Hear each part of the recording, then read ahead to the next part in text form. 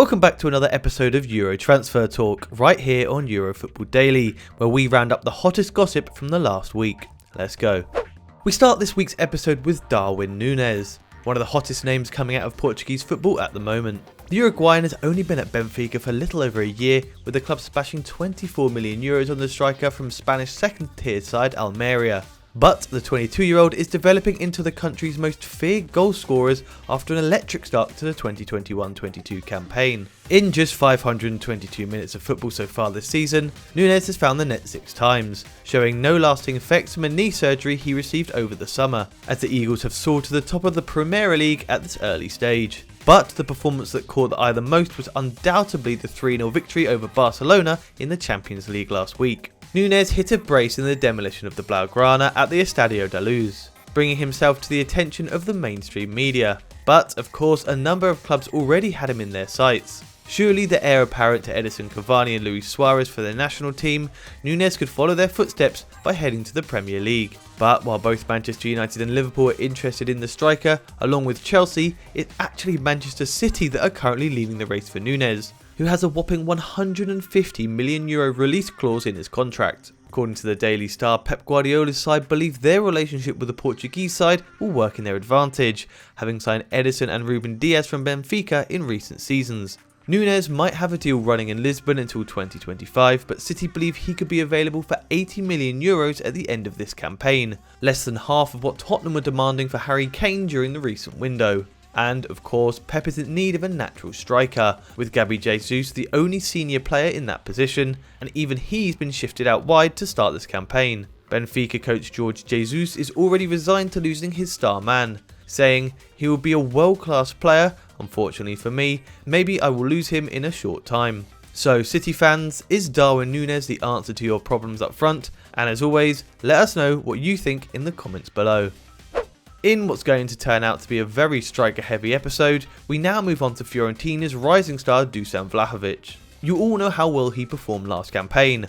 After a rather underwhelming first 2 years at La Viola, the Serbian international struck 20 times between mid-December and the end of the season, with his 21 total goals good enough for 4th in the Serie A charts. Courted by the likes of Atletico Madrid and Tottenham Hotspur over the summer, the Fiorentina hierarchy reportedly set the 21-year-old's asking price at €70 million, which ultimately proved to be just out of reach for the interested parties. However, Vlahovic's contract expires in 2023, so if a new deal isn't agreed quickly, he could force a cut price departure from Fiorentina next year. Unsurprisingly, the club are making an extension a matter of priority. Although there are concerns that their new star man will reject anything on the table, Fiorentina president Rocco Commisso has already admitted annoyance over the negotiations, saying, "We're offering him €40 million over 5 years, and I don't know if he'll sign. I'm a bit irritated, but what else can you do?" But despite this deal potentially netting Vlahovic €150,000 a week, 5 times his current $30,000 a week, it appears the striker is prepared to leave the club. Commisso said this morning that the Serbian turned down the proposal, adding, "We've tried for months, but it's over." Still in great form, netting 6 in his first 8 games this season, it looks like Vlahovic is set for a hefty payday at some point in the next 2 years. But where should he go? Let us know down below. And if you want to keep up to date with all the transfer rumours around the world, make sure you subscribe to the channel and hit that notification bell so you never miss a video.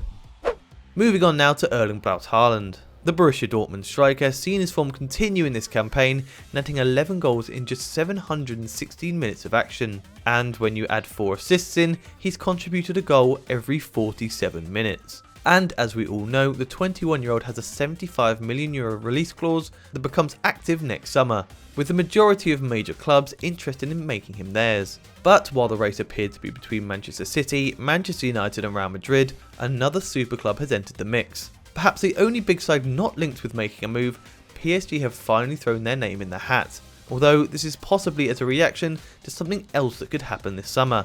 Kylian Mbappe of course sees his contract expire at the Parc des Princes at the end of this season, and despite the best efforts from President Nasser Al-Khelaifi, Sporting Director Leonardo and the rest of the PSG boardroom, it's looking almost inevitable now that the Frenchman will leave on a free. Real Madrid are the favourites to sign the 22-year-old and believe they have the budget to snap up Haaland as well. But PSG, as ever, won't want to come out of next summer's window as losers. Viola has reportedly set his client's salary demands at €50 million a year, and whilst you think he'd be hard pushed to get that, the Qatari-owned outfit will be likely the only club in football that can afford such a figure.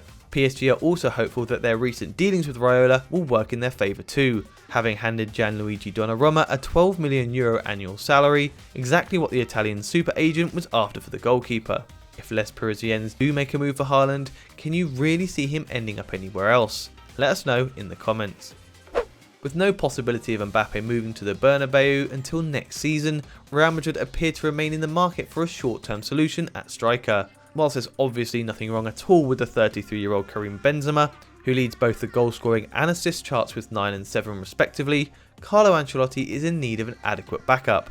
Both Luka Jovic and Mariano resisted moves away over the summer, but haven't shown anything for the Los Blancos hierarchy to change their minds about the pair's squad status. Jovic has racked up just 84 minutes of football so far across 6 substitutes appearances, whilst Mariano hasn't even been as lucky to step foot on the pitch. And the rumour mill is suggesting that it could be Edinson Cavani on his way to Spain, with the Uruguayan having seen his own game time at Manchester United diminish rapidly following Cristiano Ronaldo's arrival at Old Trafford. With just 119 minutes to his name, Mundo Deportivo are reporting a 6-month loan deal could be on the cards for the 34-year-old in January as he sees out the final months of his contract with Ole Gunnar Solskjaer's side.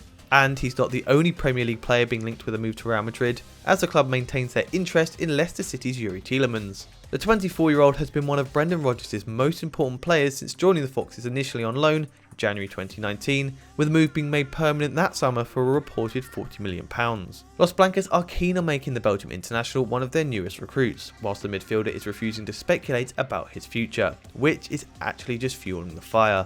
With a contract running until 2023, rumours suggested Leicester were looking to renew the £50 million rated Tielemans deal, but according to Spanish outlet El Nacional, the former Monaco man said, "I am open to everything, the transfer market is closed, but I want to keep open all the options I can." So where would Tielemans fit in Ancelotti's squad? Well, despite signing a new contract barely 6 weeks ago, there are already suggestions that Casemiro could be moving on. Now 29, the Brazilian has been with Real Madrid since 2013, making almost 300 appearances for the club, but PSG are interested in the holding midfielder.